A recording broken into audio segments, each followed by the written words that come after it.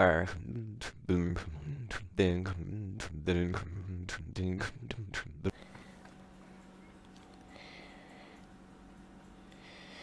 teman-teman semua, kembali lagi di channel Pendapat Joseph. Hari ini saya akan membahas AS Roma pada hari ini, hari Kamis tanggal 22 Juni tahun 2023. Ada kalau kita ngelihat dalam sistem transfer ya, semua klub memperbaiki diri.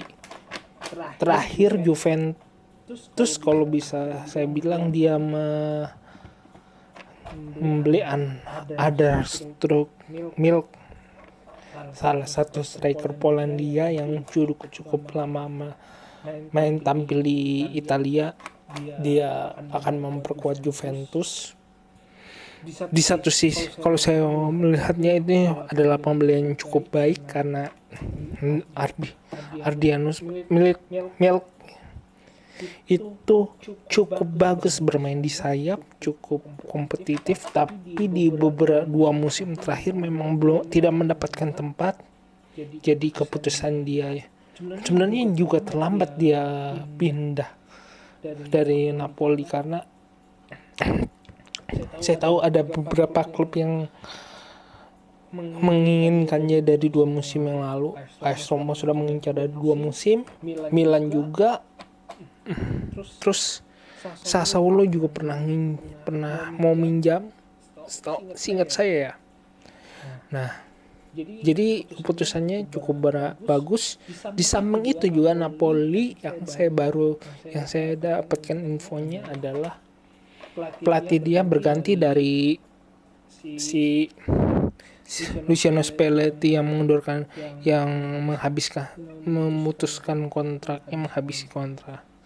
Yang di Napoli dia pindah ke tidak melanjutkannya dia, tapi lebih memilih Rudi Garcia.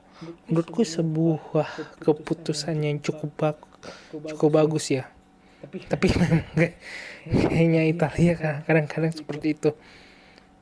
Karena Rudi Garcia dulu di Roma, dia pernah di Roma, dipecat digantikan Luciano Spalletti. Nah, seingat saya si Justin itu memang mendukung pemecatannya si Rudi Garcia untuk perubahan AS Roma, tetapi dia sedikit mempertanyakan kenapa mesti merekrut Luciano Spalletti, walaupun setelah 5-6 pertandingan dia mendukung perekrutan Luciano Spalletti karena melakukan beberapa perubahan. Walaupun kalau fans Roma akan belibet kalau ngomongin Luciano Spalletti dan Rudi Garcia, karena itu akan membahas seorang Francesco Totti. Tapi ya kita lupakan saja itu. Tetapi intinya saya mengatakan ini rekrutmen yang cukup bagus, walaupun berpotensi ada 50-50, ada bisa sedikit cukup gagal, bisa menjadi gagal, atau di pemecatan lebih bukan pemecatan, ada 50% bakal berselisih pendapat, 50% adalah kesuksesan yang difaktori oleh kejelian Rudi Garcia dalam meramu pemain. Ini jadi satu momen bahwa Rudi Garcia bukan pelatih medium. Karena kemarin itu kan isunya Rudi Garcia dipecat gara-gara ketidakharmonisan terhadap Cristiano Ronaldo. Dengan dia bermain di Napoli, dia bisa mengembangkan Napoli ke titik lebih tinggi. Itu pun jikalau kalau teman-teman sepakati bahwa Rudi Garcia adalah tipe pelatih yang ceplas-ceplos. Rudi Garcia punya ide. Rudi Garcia akan selalu kekeh dengan penilaian yang dia sudah amati cukup lama. Bahkan pemain direkrut dia mau berdebat dengan manajemen.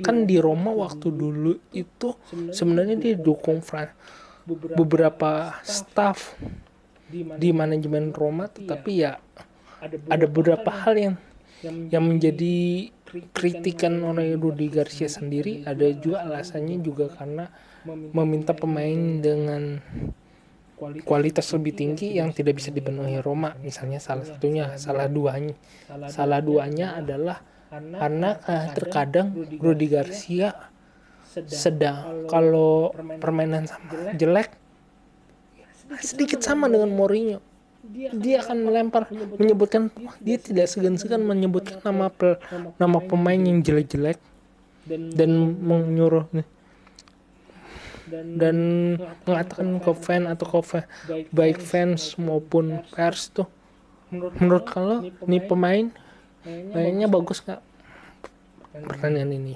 Intinya seperti itu. Rudi Garcia bisa berhasil, bisa juga ada polemik yang akan menyertai dia. Nah, kita fokus terhadap transfer pemain dan polemik beberapa klub di Italia. Di Italia ada beberapa pemain maupun juga di beberapa klub sekarang itu sedang masalah keuangan. Meskipun beberapa klub bisa membeli banyak pemain,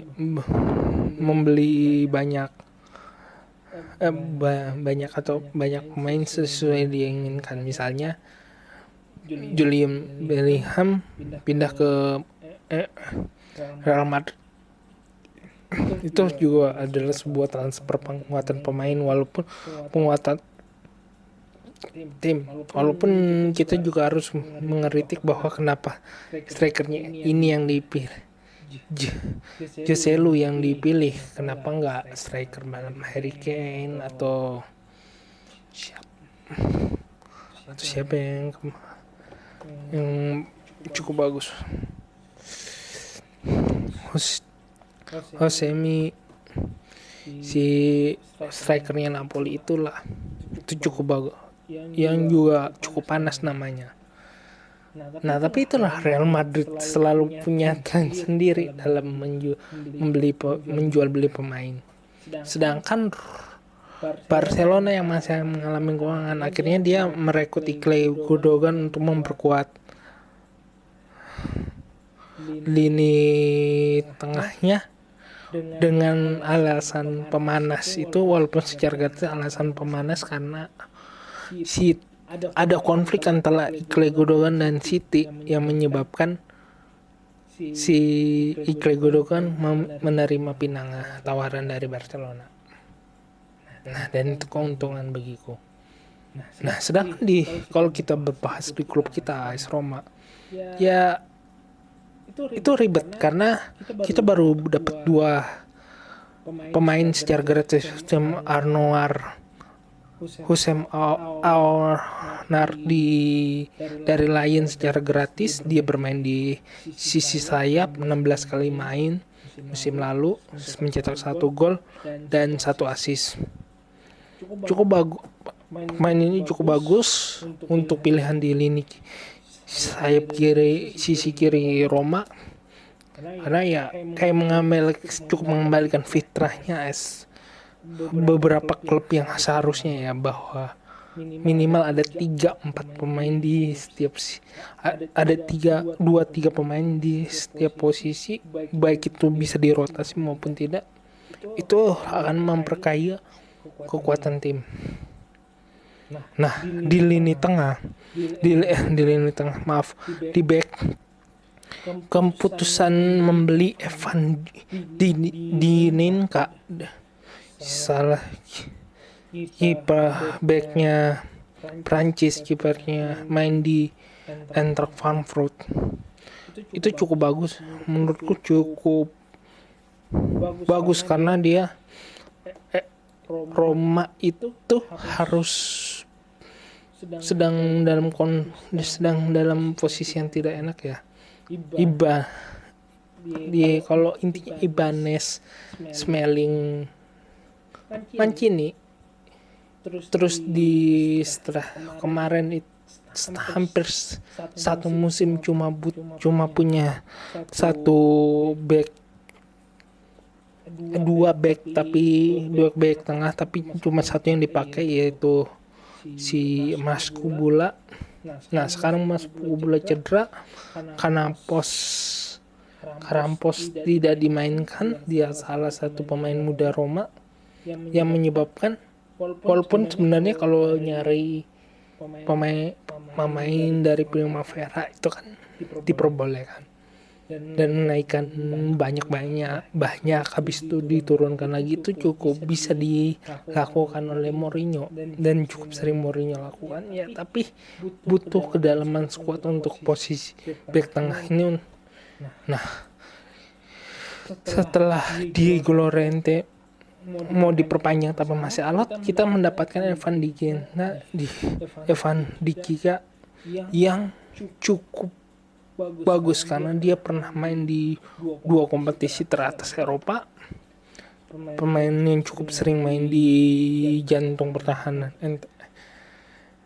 Eintracht Frankfurt. Jadi dia cukup bagus, meskipun kita masih mengincar beberapa nama top seperti Sekamanka, Davide Faresti, tapi ya itu dulu yang mudah, yang bebas transfer. Kenapa bebas transfer? Karena AS Roma ada masalah 30 juta euro dari financial fair play. Karena financial fair FFP ini menyebabkan AS Roma harus menyiapkan 30 juta dulu dari transfer pemain. Dan dari info yang saya dapat dari sejumlah media, Roma baru mendapatkan 9,1 berpotensi untuk mendapatkan 8,5 juta euro itu pembelian nanti Justin Kluivert ke Bournemouth, ataupun nanti bisa ada pembelian 2 pemain Roma dan juga berpotensi di angka 15-17 juta euro. Itu antara Volpato sama Missouri yang akan pindah. Sebenarnya bisa berpotensi Roma dikatakan bisa ambil pahit-pahitnya menjual Zalewski, itu berpotensi 25 juta euro. Tapi menurutku Mourinho tidak akan membiarkan Zalewski karena itu adalah bagian terberat untuk Mourinho untuk membuang Zalewski. Awalnya membuang Bove bagi sulit untuk Bove pindah karena ya seperti itu. Terkadang beberapa pemain muda itu sangat Mourinho suka dengan yang cukup nyetel, itu akan sulit bagi Roma untuk membuang pemain. Sedangkan potensi untuk pemain yang harus dibeli itu cukup banyak, butuh 5 pemain. Setidaknya sudah dijawab lini kiri dan lini back tengah, tapi dia butuh di kanan juga, satu di setengah playmaker dan satu sayap, satu kiper. Masih ada 4 pemain lah yang mesti dibeli untuk ngamanin situasi seperti ini. Dan untuk bermain di kita akan bermain di 3 kompetisi kan, Coppa, Serie A, dan Europa League. Terakhir tentang Mourinho dihukum sih saya tidak heran, karena saya cukup setuju tindakannya baik itu pelatih maupun pemain harus bertanggung jawab dengan tindakannya.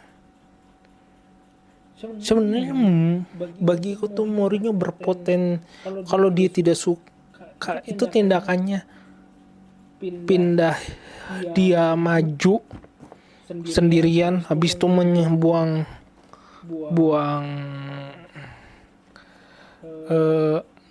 buang medali memberikan medali ke supporter juga sebuah kritik. Sebenarnya Mourinho mampu tuh bagiku mengkritik UEFA. Plak. Kenapa saya katakan seperti itu? Mourinho tuh mampu loh bikin tulisan, kirim ke Geretas, Della Sport, Marca, The Telegram. Dia bikin tulisan ke beberapa bahasa, kirim ke semua media. Dia kritik, dia bikin opini yang mengkritik Anthony Taylor.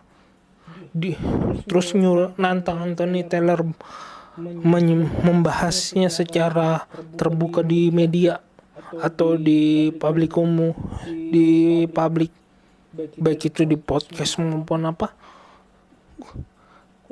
Kurasa itu lebih masuk akal untuk seorang Mourinho untuk mengkritik abis apa yang menjadi kekesalannya dia. Dan menurutku seorang nama Mourinho pasti mampu lah melakukan seperti itu. Kenapa yang jadi muncul yang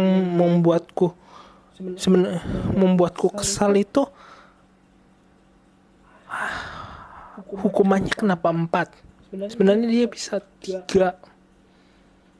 Ataupun sebenarnya kalau UEFA mau kasih saran, kenapa nggak di-ban aja si Mourinho? Walaupun sebenarnya saya juga kesal sama si UEFA, kenapa tidak dijawab juga apa yang menyebabkan situasi itu ada. Minimal dia UEFA harusnya bisa memilih membela Anthony Taylor ataupun bersikap di tengah antara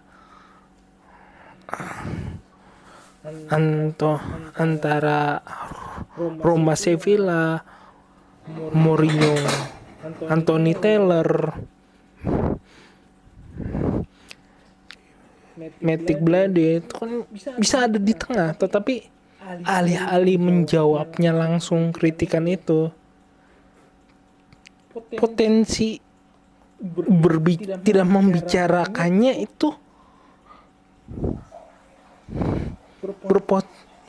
menurutku juga berpotensi AS Roma memang tidak dijawab. Lalu saya sebah, menurutku kalau Mourinho misalnya hukuman ini ada setelah Mourinho menulis di media, kan ada sesuatu yang compare, ada sesuatu yang sebenarnya yang kalau di Bung Harpa itu misalnya Eropa lebih hati-hati dalam perubahan, terus Amerika lebih cepat perubahannya baik di olahraga. Ya sebenarnya kalau Mourinho berani melakukan kritiknya melalui tulisan, itu potensinya lebih gede lagi menurutku, sebagai orang yang suka kejutan di media atau dalam segi di politik kita juga kan ada selalu ada kejutan. Kalau saya berharapnya seperti itu, karena hal yang dilakukan hari ini itu jauh lebih merugikan bagi AS Roma secara klub, secara pemain yang punya Lorenzo Pellegrini, Brahim Cristante, Paulo Dybala, pemain yang sebenarnya potensi untuk berbicara banyak di Eropa, di Liga Serie A, sebenarnya mampu berbicara banyak. Ini bukan ngomongin juga miskin tapi harusnya Mourinho melakukan seperti itu supaya potensinya potensi, misalnya potensi di ban atau di larangan bertanding, denda, itu seperti itu bisa kita perkirakan. Kalau potensi seperti ini, apakah ada yang menguntungkan? Ya menguntungkan kalau bagi tim-tim, bagi teman-teman yang AS Roma yang suka teori spekulatif atau teori konspirasi, karena bisa dijawab AS Roma UEFA mafia, tetapi lu nggak punya bukti, ya berat kan. Ya jadi menurutku ya keputusan Roma akan banding itu cukup masuk akal, karena mereka masih dirugikan. Tapi kan perjuangan belum selesai dan juga akan cukup berat nih. Dan juga potensi juga hukuman dari Serie A di FIGC itu ikut-ikutan juga masih ada potensi, tidak dengan berita tidak senang. Ini punya potensi lah, karena menurutku kalau di Mourinho dengan kemampuan dia speak up itu, harusnya dia bisa menyerang secara media. Itu menurutku jauh lebih elegan harusnya. Cukup sekian dari saya. Kurang lebihnya mohon maaf jika ada kekurangan. Silakan tulis di komentar. Jika ada saran tulis di komentar. Jika menyukai video ini silakan like. Jika ingin berlangganan to the point aja, subscribe channel ini supaya saya makin semangat untuk membuat video. Dan jika mau berinvestasi, silakan klik link Saweria di deskripsi. Terima kasih.